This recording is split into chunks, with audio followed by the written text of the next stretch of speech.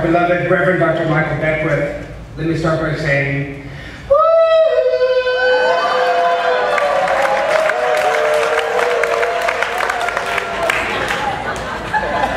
It is an absolute honor and a privilege and a humbling experience to stand here and know that I'm not speaking for my class, but I'm standing here as my class. Yeah. So know that when I say I, I'm speaking of the collective I that is each and every single one of us in this class.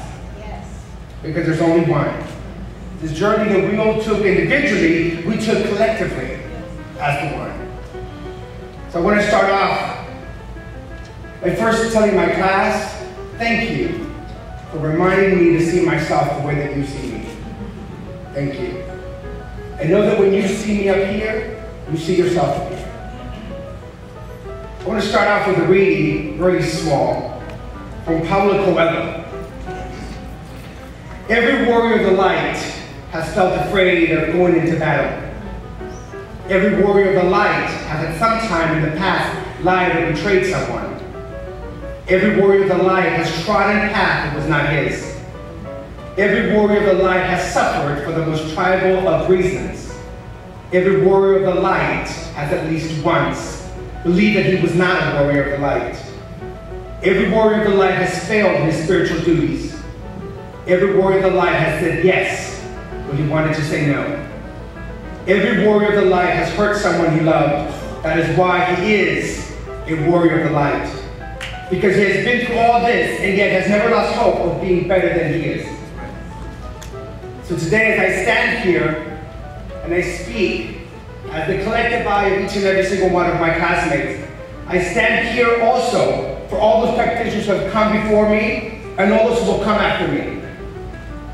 I stand here for those people who sat in the living room once and envisioned for a community, a university, and a place like this. I, the collective I of each and every one of my class, is the answer to that vision. I, and the collective I of each and every single one of my classmates is the answered prayer to all of those who came before us and prayed that there would become a time where a group of people would get together and honor the God is with each and every single one of us, and in doing so, will honor the God in each and every single being on this planet. That is the charge that I say yes to.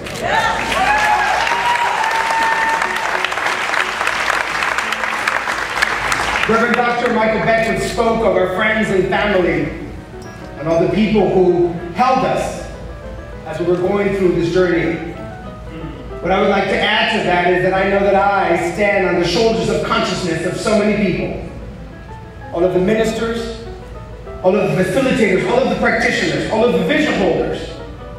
Every single individual who before we even stepped foot in this place had already prayed this place in. For each and every single one of those people, I say yes to this charge. What I also say yes to as each and every single one of my classmates is to the devotion of our practice. It's not just necessarily about the things that we do, it's about how we show up every single day. It starts off with our devotion to our practice, to go deep within into prayer, into meditation. And Akini Beckwith, as you said, our prayer isn't asking for anything, but in the words of this amazing woman, Reverend Clara Mosley, I'm not praying to ask for anything, I'm praying to remember everything. I'm praying to remember that it isn't me that's praying, but it's the God within that's praying through me. So truly it is already done. That's what I know. I want to now share with you, in our journey in this Prac 2, we read Eva Bell Werber. And every day I searched for her and I called out for her like an old friend that would give me a sentence, a phrase, a line that would continue. As many one of these facilitators and practitioners, no matter what we said, life is going on, this is happening, I can't believe this is due, why, what am I doing all this for? And they looked at us with loving eyes and a heart filled with compassion, and they just simply said, yes, I know. Keep going. Because they had sat where I sat. They had said remembering who I was and what I'd done and who had hurt and all of those things. And remembered that the moment that I said yes, the I that is the collective I of each one of my classmates, wasn't the moment that I signed up for Prac 1 or Prac 2. But it was the moment that I stood as I walked into the sanctuary for the very first time and I looked back. And I saw my old self waving at me saying, this is as far as I've come. I've helped you and held you up until now. From here, it's a different you that's stepping forward.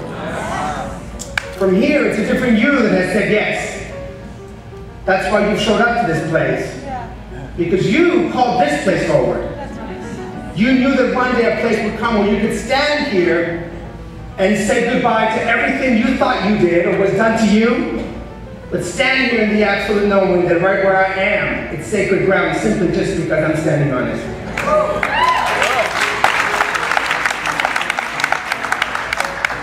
So I'm going to read this, came to me last night, from our beloved sister Annabelle Barber.